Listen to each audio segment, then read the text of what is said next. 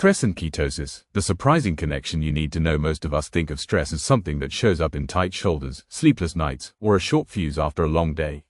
But what if stress also had the power to mess with your metabolism and even your ability to stay in ketosis? The truth is, the relationship between stress and ketosis is more complex and fascinating than most people realize.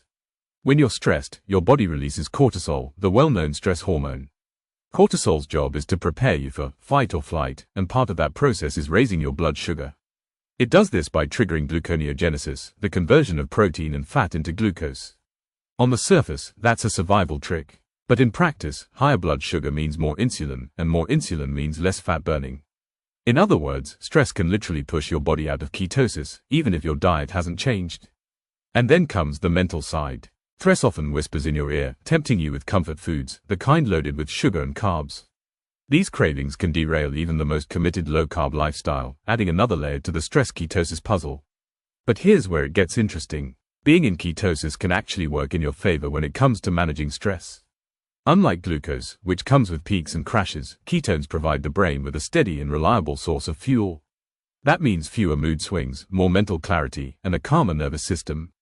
Even more, research suggests ketosis increases levels of GABA, the brain's calm-down chemical, while lowering glutamate, the excitatory one. This creates a soothing balance that can help you handle daily stress with more resilience. Ketosis also dials down inflammation in the body, which is often heightened by chronic stress. Less inflammation doesn't just mean better health, it means a more stable mood, improved energy, and sharper focus. Some scientists even believe ketosis acts as a neuroprotective buffer, making your brain more adaptable in the face of life's pressures.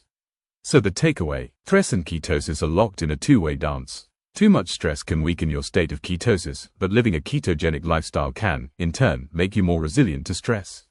The real magic happens when you use both sides of this knowledge.